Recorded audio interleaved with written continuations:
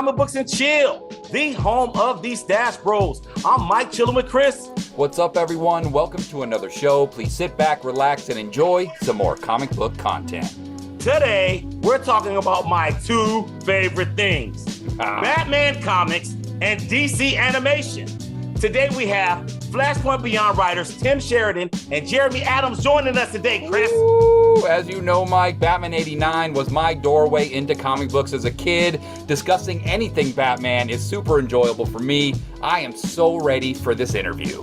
Flashpoint Batman is one of my favorite new characters in DC, so I cannot wait to talk to these gentlemen. But before we talk to Tim and Jeremy, please like, subscribe, hit the notification bell, and please comment. Let's get started. Our next guests are writers to some of the coolest projects at DC. Let's do a coolness check real quick, Chris. Here we go.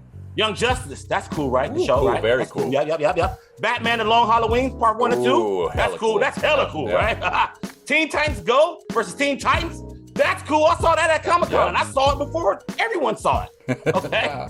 and they've written Teen Titans Academy, The Flash, and that. But most importantly, they are writing Flashpoint Beyond with one of the superstar heavyweight writers, Jeff Johns. Ladies and gentlemen of the Stash Land, we bring to you writers Tim Sheridan and Jeremy Adams. Woo! What's up, guys? Welcome.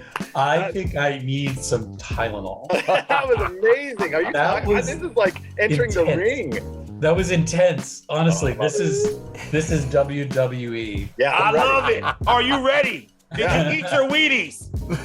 You better have ate your Wheaties right now. Go, let's do this. Let's do it. All right. Tim and Jeremy, thank you guys so much for joining us. We're going to just dive in real quick. We always like to start the show, especially with our new guests, with the beginning. And this is the first time we've ever had two writers on our show concurrently, so this is a treat for us. So we want to start with how old were you both when you guys decided, like, hey, I want to do this writing thing? What was your first story, fictional story, that you wrote that you can remember? Yeah, I think I always kind of knew. I didn't really know that you could do this as a career, but it was just before Batman 89. Like when I started getting into Batman comics around 87, nobody else I knew was like reading it and going, man, this Denny O'Neil is something. Like this editor of, like nobody that I knew was saying the words Marv Wolfman as much as I was saying them. So I think I probably somewhere in the back of my head knew that was kind of the world I was going to end up in. I think probably the first thing I remember writing that was like really successful as far as I was concerned creatively was a project in school in which I basically parodied every teacher I had in my school, and we put it up on stage, and we had every friend of mine that I had playing all of our teachers and faculty at our school, and it brought the house down. It was really funny. People laughed, and it was the last day of school. If I had not waited until the last day of school to do it, I would have gotten kicked out of school. It was that bad. It was really bad. But I was like, oh, look, I wrote something, and people like responded to it, and they laughed, and maybe there's something in this for me. Jeremy. That's a huge high. I mean, I remember, like, for me, my story begins like at birth. My dad had drawn a couple DC comics, and he was an artist. And so in the 70s, he drew some, and then he drew some Captain Atom in the 80s that I found out later. But like, so I always had comic books around, but I wasn't an artist. I don't have the patience for it, but I always knew that was kind of like something that existed, and I was obsessed with comics because it kind of connected me to my dad. So my parents were divorced very early on, and I would just be collecting comics and talking to my dad about comics when I'd see him. But I still have, like, I don't know how early it is, but I still have in third grade, me and my friends would make our own comics, and mine was like an Ant-Man comic, but I didn't know about the Marvel Ant-Man. It was like an anthropomorphized Ant-Man. He had like pinchers and stuff. And I would make the comic, and then I would draw the advertisements, because to me, in old comics, advertisements were everything. It's like 3D glasses, X-ray specs, become a ninja. Yeah, all that stuff. It was crazy. And so I still have those in third grade, but I remember in junior high specifically, I remember like being obsessed with Stephen King and like learning about writing. And I did something in class, and I remember writing this stupid thing about Pumpkinhead. I would if the assignment was to take a real established novel or story and then add an extra chapter at the end. And I made this character, and it was like this long gag that would, the entire year, I would keep bringing this character back, and I'd have to go in front of class and yeah, it would be like a very serious assignment, and then suddenly this character would show up, and it just made everybody roll, and that was so addictive. I mean, that's such an addictive high when everybody's laughing at you, and that's my dating life too. Eventually, you have to put your money where your mouth is, and like, I know a lot of people out here that say, that have said they're writers or whatever, and they're still working on their one screenplay. But I had read this article with Rod Serling, and he said he'd done like 31 screenplays before he got one sold. And I was like, okay, that's my target. And so I just started writing like a madman and started writing scripts. And then, Tim and I are very similar. We fell into cahoots with Jim Krieg, the famous producer, writer of DC Animation, and he kind of took me under his wing, and that's how I kind of got into animation. And that inevitably led to comic books, which is exactly where I wanted to be when I was a little kid. So it's like a weird circle. Okay, wait, hang on, stop. Yeah. Because you guys put me on the spot, made me go first. And now that I've got all this time, I remember when I actually wrote first. Okay. And it was in the 3rd grade, and it was a book. Yeah. And I think it was probably like 15 pages or something. Yeah. And I illustrated it myself, and it's somewhere in this office, and I don't know where. And I wish I could find it, but it was called Three Puppies and a Pig. 3 puppies and a Let's pig. go. Sounds awesome. And this is what's crazy. This is what's crazy. Right?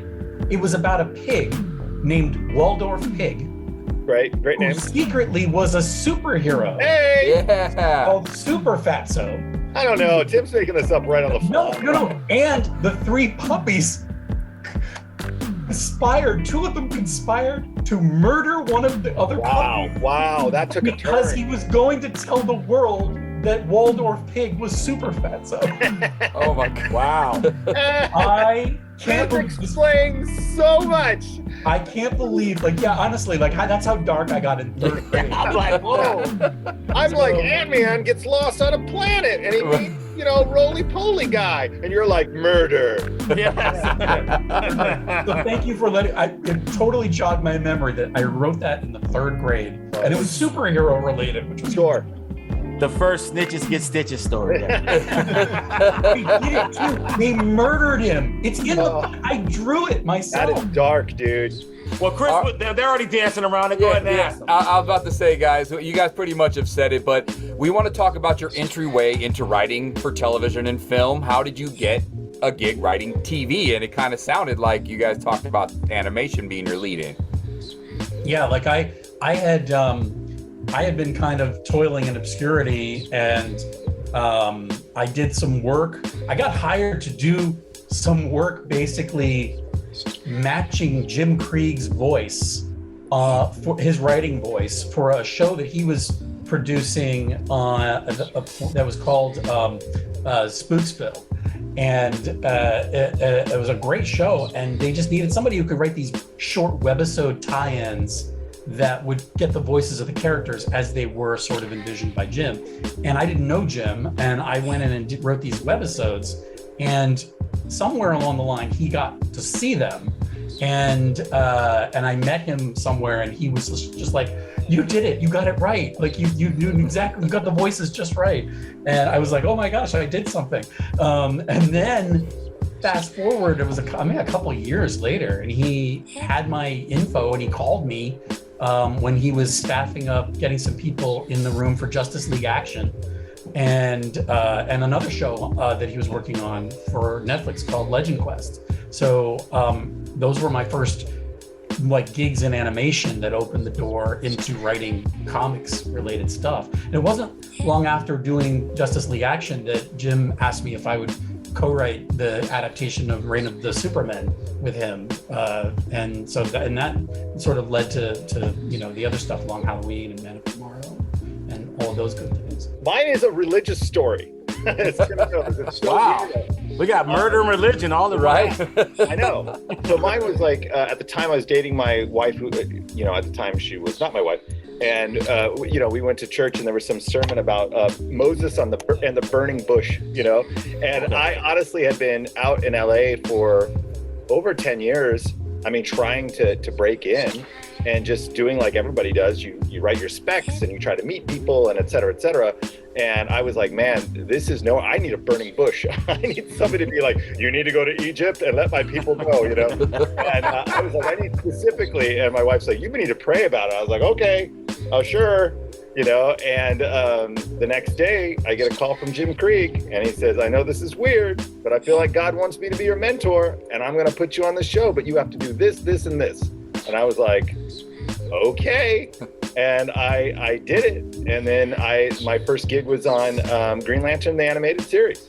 I was so amped up, and that's where I learned like some really hilarious, this is like my first introduction, right? And I write this script and then they asked me to do a second script. I'm like, oh my gosh, this is it. I've made it. And I remember going to the record and I remember very specifically him saying like, whatever you do not respond to anything. Don't say anything. If they ask questions about the script, you say nothing. You are there and you are just to watch. I'm like, okay.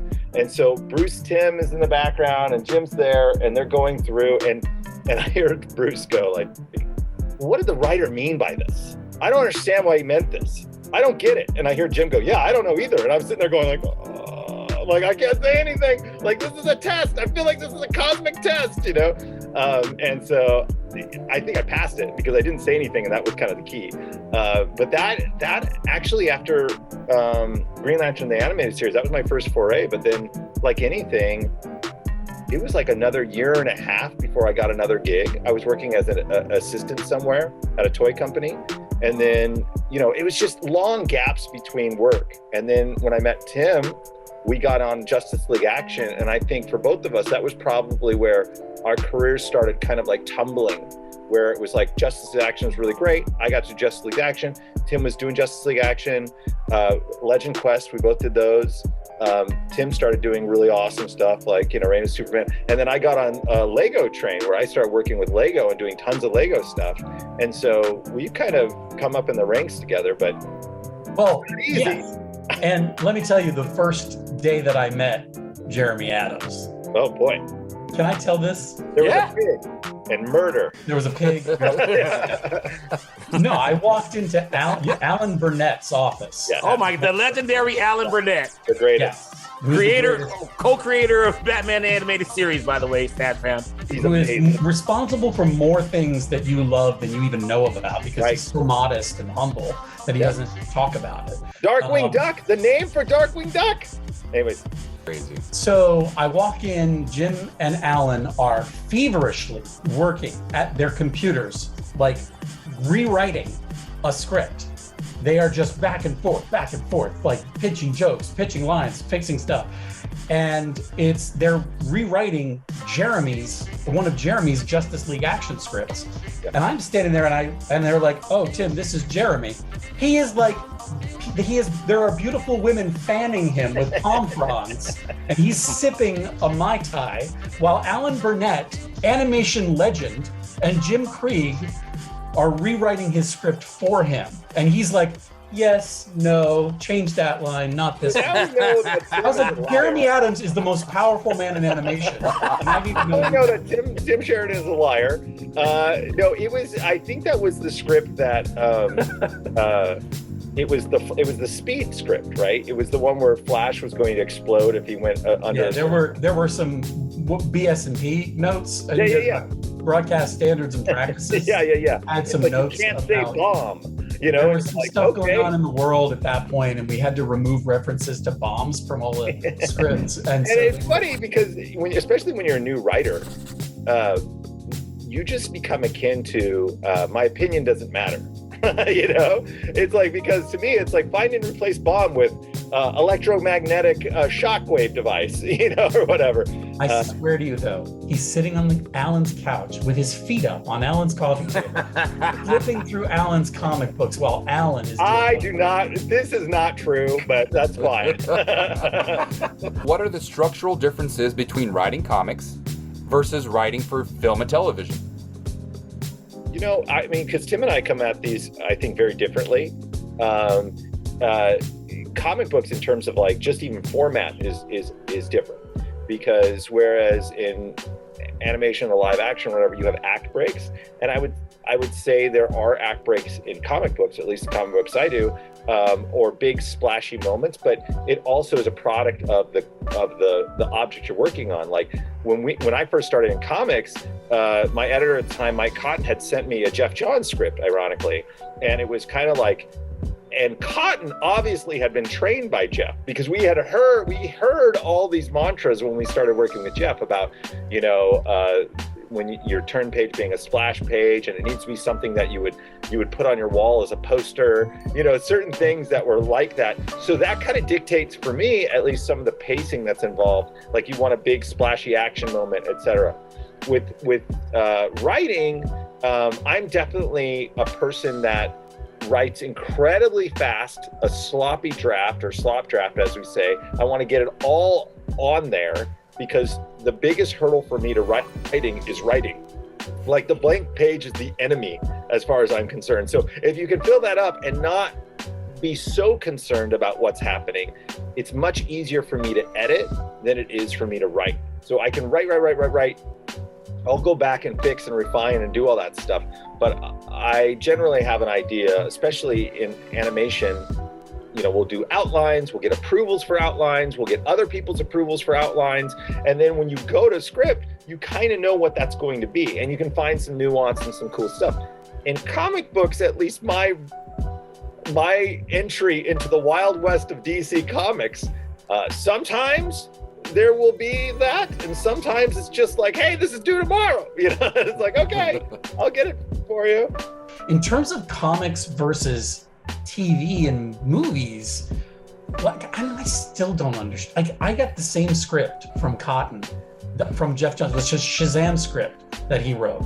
And so I format everything the way that Jeff does, which I think was probably really helpful, Jeremy, when we work on Flashpoint Beyond, because Jeff's looking at, when he's working with us and we're writing pages and sharing them with him, he's looking at stuff that he understands how to read, because there really is no rule in comics. Everybody kind of writes scripts their own way, whereas in film and TV, there's very much a specific kind of,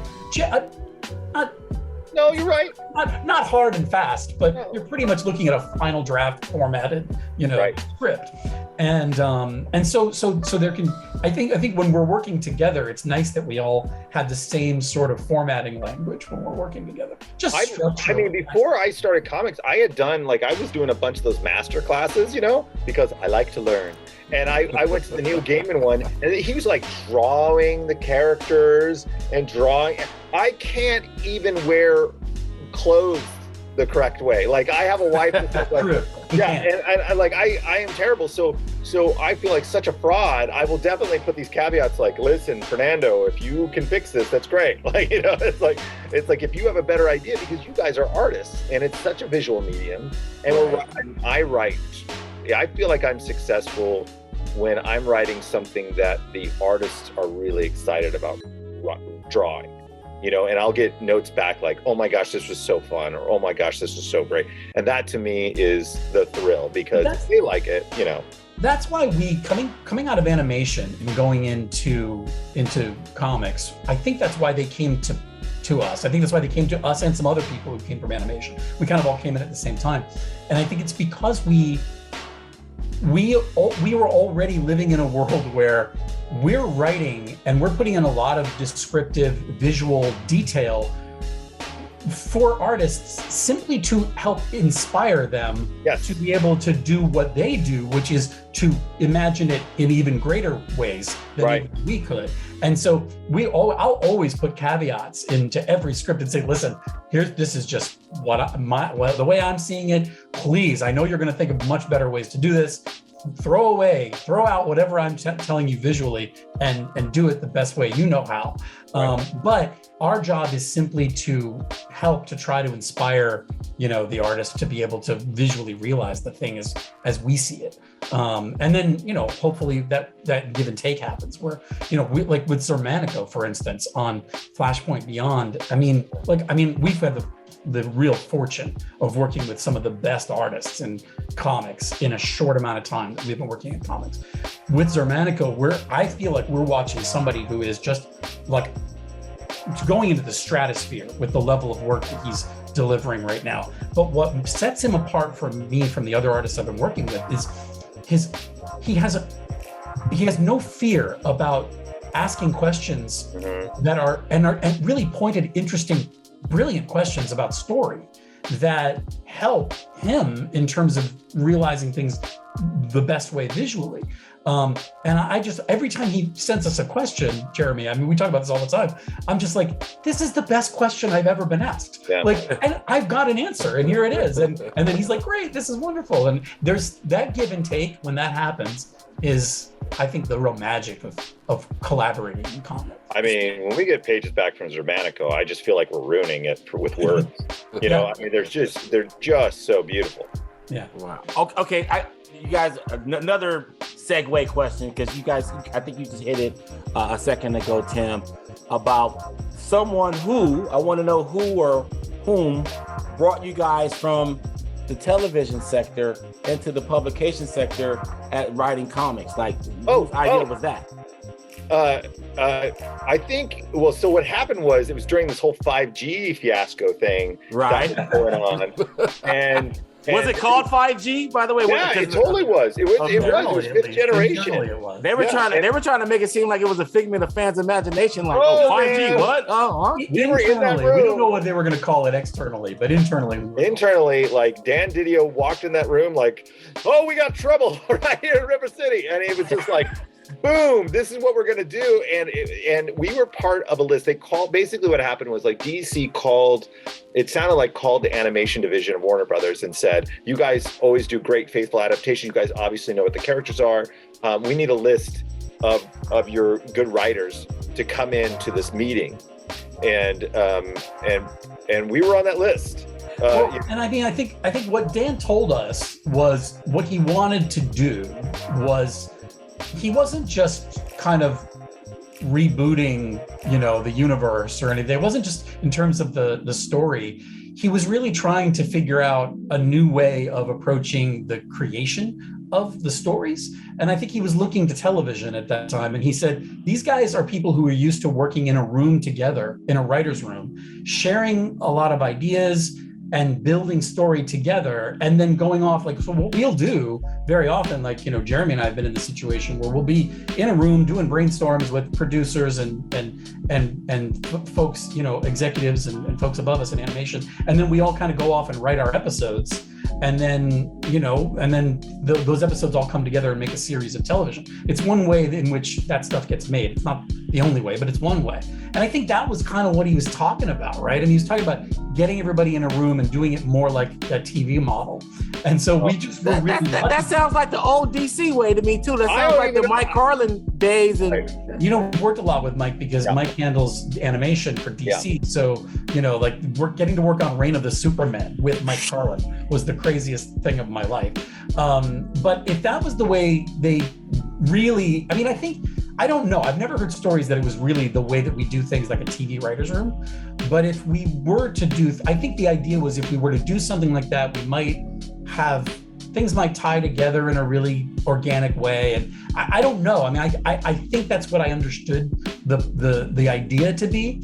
But then, because that initiative went away and then Dan and Bob left, things kind of ended up resetting and changing. We were luckily on people's lists at that point. We thought that was our one shot at writing comics. Oh my gosh, dude. Never get a call again. Yeah, they were talking about what they wanted to do, and I'm just like, oh my gosh. And then I left that meeting, I remember, because I found Tim and our friend at the bar, remember? And you guys were like, well, what do you think? Should we do this? I'm like, should we do this? I was like, if someone asks you if you're a god, you say yes. I was like, what are he you said. kidding me? I was like, this is the chance. This is why I've done television, to get to the comic books. And it was funny because Tim, after all this like shakeup, but you had moved pretty quickly, I felt like, and you were already talking to people, and your pitches were really well received.